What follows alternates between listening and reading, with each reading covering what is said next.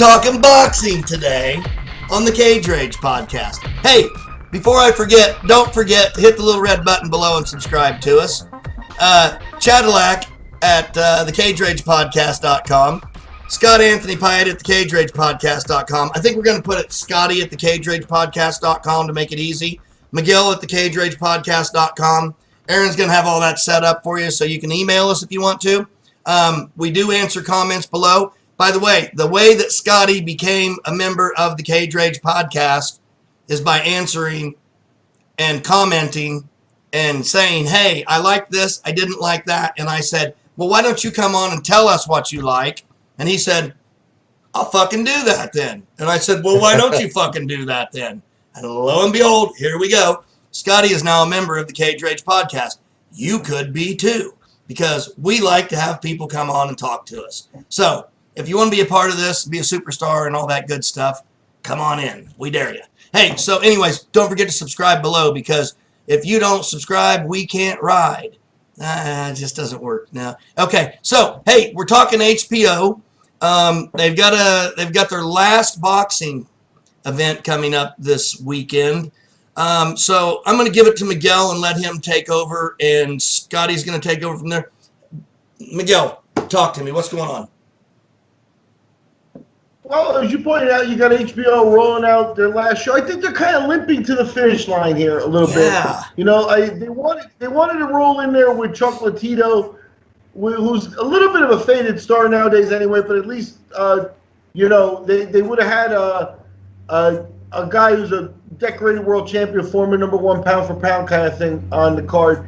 That he fell off the card. They replaced him with Juan Francisco Estrada. Francisco Estrada is fighting a new guy, not the guy Chocolatito is fighting. I'll let our buddy Scott go into those details and stuff. I know he's got a little bit more on that. And then basically where I do give them kudos, and I do think it's a good kind of, you know, I kind of wish they hadn't waited till the last HBO broadcast to showcase the women, but they're bringing out Cecilia Braekhus, the #1 woman in the world.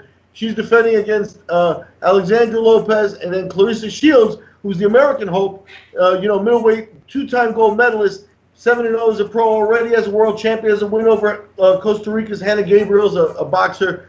I mean, I've judged her fights in the past. I know her personally.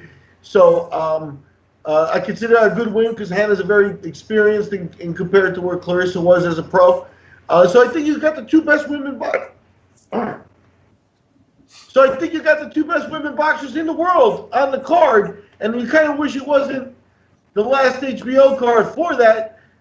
You know, but they're going to go and close the lights out there for him, and you know, I think for that it's worth watching. I think especially Braekhus, you'll see a girl who's got the boxing thing down pat. You know. Hey, for what it's worth, when you pull this up online, the women's card comes up. Nothing. That's the first thing that comes up on the HBO site. Yeah, so that's what it should be. And it should be, but I don't understand it to be that they're the main event, right? Or have they moved that? They are actually. Oh, they are the main event now? World title fights. Oh, okay, great. Yep. Yeah, the ladies My are bad. both world title fights. The live event's going down at the Stubhub Center, which is, you know, the Stubhub Center is a pretty hot boxing venue. And on the men's side, has a reputation for kind of bringing the best out of guys. So if it does that on the women's side, you really have a chance here because of the level of the ladies, and, you know, in circumstance, the last HBO card, live at the Stubhub Center, an outdoor venue, Southern California. You know, you got the potential for some fireworks. Let's not talk about fireworks in California right now. Okay, probably a bad joke. Go over the rest of the card. Scott, talk about Chocolatito falling off of this card, because I think that's the big news on the men's side.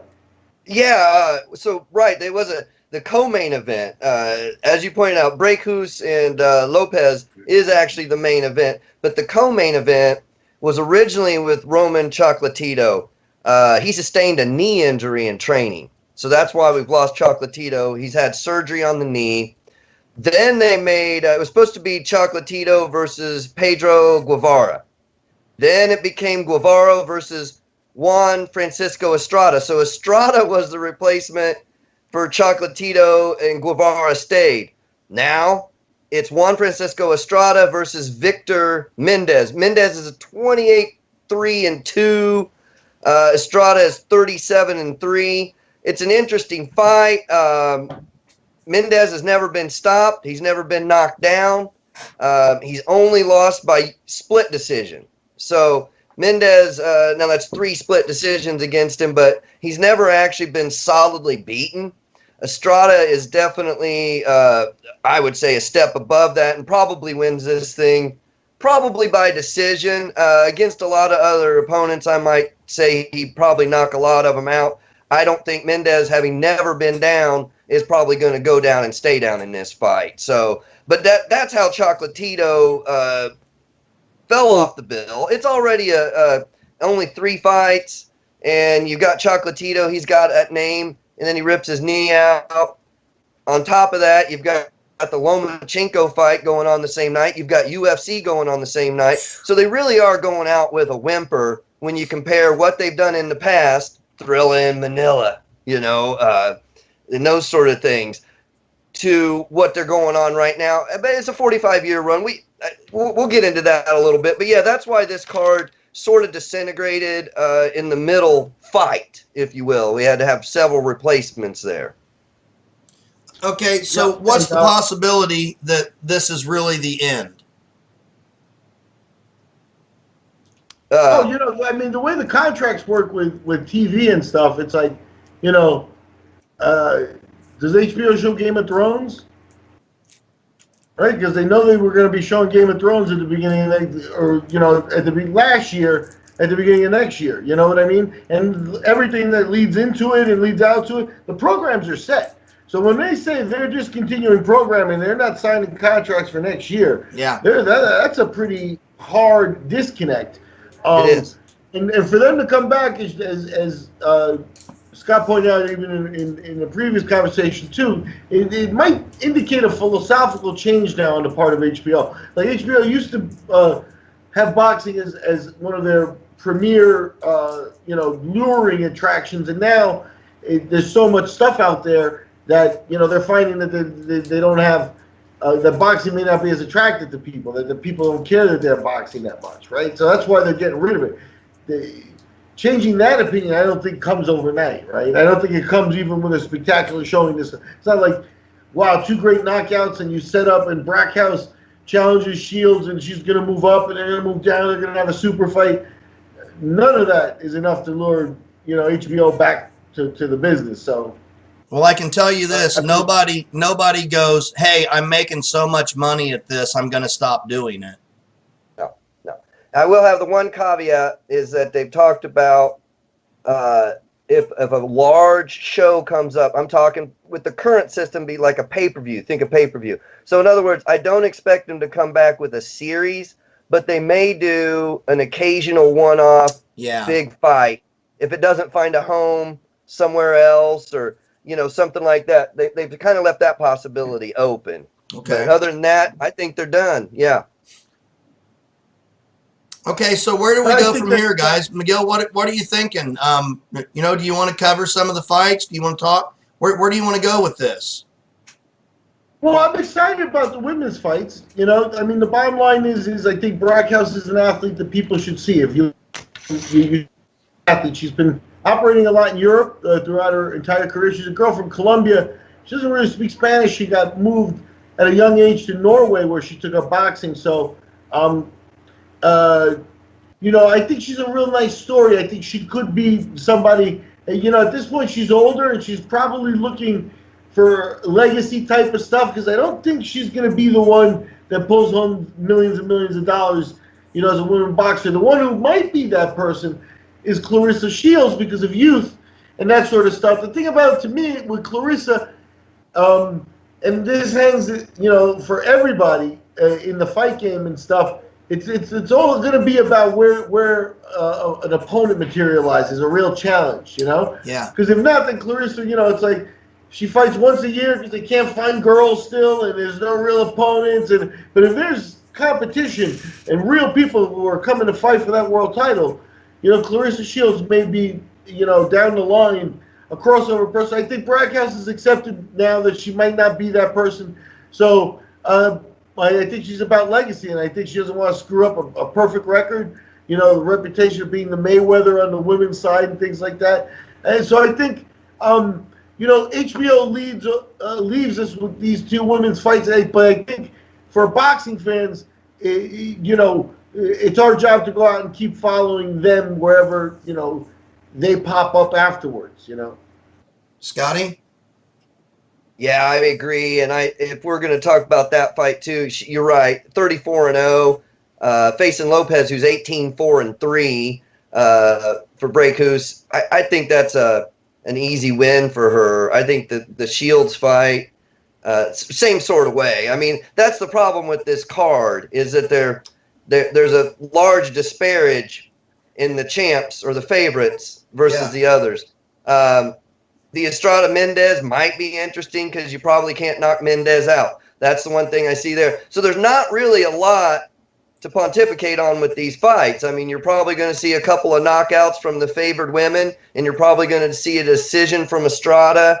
And, you might see some fireworks in the way of domination, somebody lighting somebody else up. But I don't think you're going to see some back and forth brawl amongst the women. I think there's too much of a gap between talent from a Braekhus and a Lopez to really get much of a show in the main card. I mean, you might get a better show in the co-main event, but yeah, it's not a great card, but there's some great fighters on the card. Yep. I mean, like I said, HBO really, once they stop doing boxing, this card's in, they're leaving with a whimper. But as boxing fans and as people are watching the women toil away, you got some high-level women's stuff going on this weekend, and it bears watching. So that's really. Go ahead, Scott. I just wanted to mention that you talk about frequency of some of these boxers. Claressa Shields just fought November 17th, and she went the distance against Hannah Rankin. So she went the distance November 17th, less than a month ago. She is WBA, WBC, and IBF middleweight champion. Going the distance then, how much? I mean, she had 3 weeks. She just stayed trained, obviously. But if you're training for one specific opponent, she only had 3 weeks since that fight to make any adjustments she needs for this fight. Maybe that's a little bit of a wild card in this factor. If there's some really strange, better fight than we expect or an upset, then you have to look at maybe not taking enough time to get her mind wrapped around this fight, having fought 3 weeks ago, Yeah. So that's my one thought on that one, a bit of a wild card. Definitely a good point to make, especially because you don't see nearly, in boxing you don't see it. In the early days of MMA, you'd see that a lot, and Claressa's under 25 still, so she's going to have some bounce back ability and stuff like that. I don't know if it'll be a factor here. I think they'll want to keep her away from that sort of thing all the time.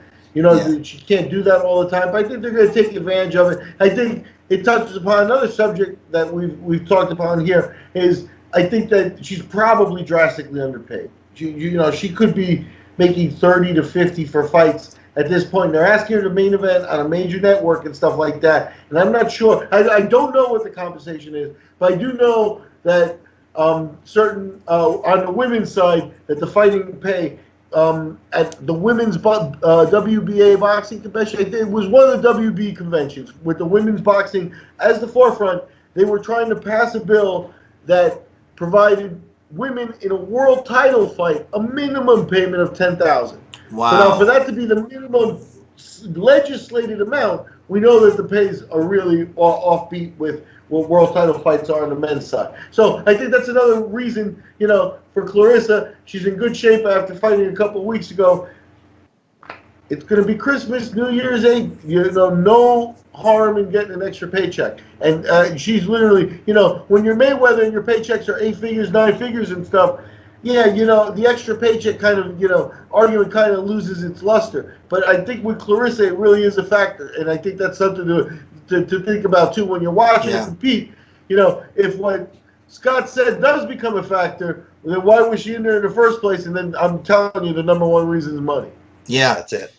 You know, you have to look at this and kind of scratch your head and go, the ring announcer made more money tonight than the champion of the world made for getting punched in the face for 10 or 12 rounds.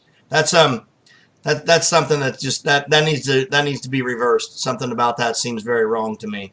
So okay, so maybe the real story here in all of this isn't necessarily even the fights, but the fact that there are so many different selections of combat sports this weekend. So we've got Lomachenko on ESPN, and that's a pretty excellent card.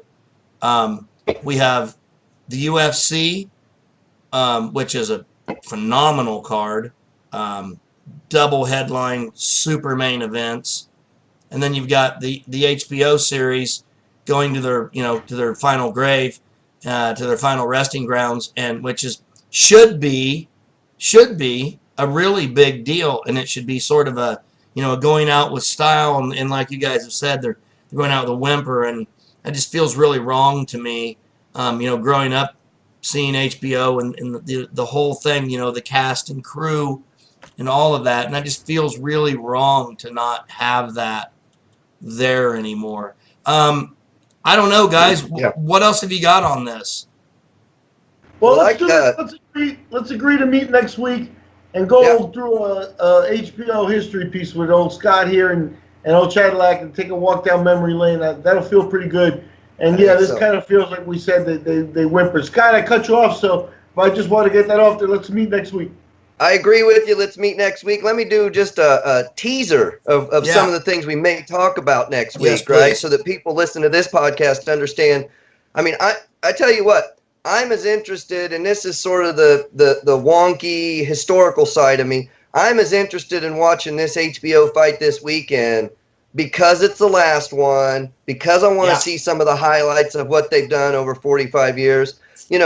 Basically, it's HBO World Championship Boxing. Technically ended October 27th. This is actually HBO Boxing After Dark. Let's put it all under one umbrella, okay? It's just easier that way. Yeah. It's not World Championship Boxing, even though they've got World Championships on this one. I don't understand how they differentiate. This is actually an After Dark or a KO Nation or something. It's not. But at any rate, premiered January 1973. So HBO Boxing is 2 months older than I am without HBO Boxing. I grew up watching it. So there is something about that. First fight for HBO is in Kingston, Jamaica. George Foreman defeated Joe Frazier. Wow. In 2 rounds to win. You went on to see the Rumble in the Jungle. Ali defeats Foreman. Zaire, 1974. Thrilla in Manila. Ali Frazier. You've got people on here, Julio Cesar Chavez, Manny Pacquiao, De La Hoya, Buster Douglas defeating Mike Tyson. That was on HBO. You see what I mean? Mayweather, Canelo, Cotto. You mentioned some of the commentators. You used to have Bob Costas and James Brown on. Yeah. Harold Letterman would do the commentating, and now Harold Letterman took over both. He does what Bob used to do. So he did it all. Jim Lampley, Max Kellerman, who replaced the recently retired Larry Merchant. Yeah. Roy Jones Jr., and then in the past, you've had Lynn Berman, Al Michaels, and Howard Cosell. So you've got a lot of history here. You've got a lot of great calls, a lot of famous quotes, and Howard Cosell, you know what I mean? And then you touched on another point, Miguel. Why are they quitting? Yeah, you've got streaming options, promoters fighting. HBO says the subscriptions just the people that are subscribing don't mention boxing as why they're doing it. They also sold recently. AT&T Warner Media bought HBO recently. So you've got new owners with a new focus. Maybe don't care about the history of it. And then you things like ESPN, which I love. ESPN putting on free fights, a lot of free fights now. There's a lot more competition. Boxing in general is having a bit of a resurgence, but it has changed the landscape. When you have more options, HBO wasn't as viable anymore, at least to the new owners. And I think it is a fair assessment of the new market. But I say that with some sorrow. As I say, Ali, Thrilla in Manila, Rumble in the Jungle. I mean, these are fights that I grew up. I mean, these are amazing things, So I will miss them. I'm thankful for what they did. Say a big thank you to all the people involved for 45 years at HBO. And we'll miss you. What do you think, Miguel? No, that's a great wrap up, Sky. Thank you for that. And like I said, let's get together and talk about some more of those fights next week. So listen, Absolutely. hey, we're going to wrap up this Cage Rage podcast. Hey, don't forget, subscribe below. If you don't subscribe, we don't ride. So you got to let us know what you like and what you don't like. You have to comment. You have to like. You have to share. You have to tweet. You have to Twitter. Tweet us, twat us, tweet to twat to tweeter, twatter, watter, Twitter, twatter, Twitter, twatter, tweeter, twatter, Tweety Bird. I think I call it Titty Tat. Hey, let us know. Let your friends know. If you don't like what we do, tell us. If you do like what we do, tell everyone else. Subscribe below. Email us, Scotty at thecageragepodcast.com, Miguel at thecageragepodcast.com, Chadillac at thecageragepodcast.com. We do read our email. We will read it online. If you go, hey, Chadillac, your head is bigger than my Volkswagen, I will read that online, I promise. If somebody sends Miguel one that says, I don't think Chad looks like Mickey Rourke at all. I think he's a very handsome man, and I would like to lie next to him on a warm summer night. I would read that as well. Ladies, just in case. I would think that person wants to take Aaron's job. Not. Aaron's insulting. All right, guys, I gotta go. Hey, thanks a lot. Listen, everybody, we love you all. Thank you for joining us. We appreciate everything. Hello, all at once, gentlemen.